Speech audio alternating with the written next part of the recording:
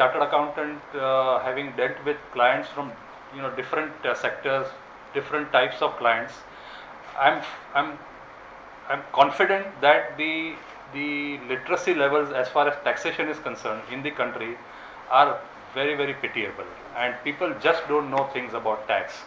And therefore it's and it's not that as a chartered accountant I love that the tax laws are complex, because it gives me more work. That is of course there, that the more complex the laws, the more the demand for chartered accountants.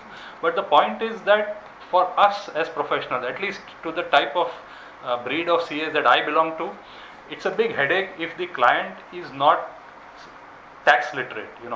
We would love to have a person who understands taxes, who understands the problems that we face while dealing with taxation, and keeps his or her house in order, because then it makes life easy for us in terms of advising the client, in terms of doing the compliances. So therefore, as we go forward, if we have more lectures where I am also there, my objective would be to try and touch the basics and get them instilled in you, so that you understand why certain provisions of the law are there, and why certain problems occur, both from the taxpayer side, from the tax consultant side, and from the department side. Unless we understand each other's problems, I think there cannot be a win-win situation. Of course, in tax, there is nothing like a win-win situation. Taxpayer always feels he is losing, and the tax department always feels that that guy is a crook and he is not paid what he is supposed to.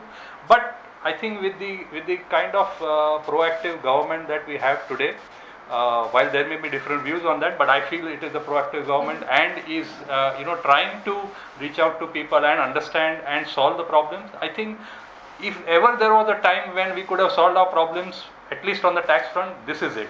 If this point of time goes away in our lives, I think we have a very dismal future as far as cooperation is concerned. So therefore, going forward, this would be our endeavor.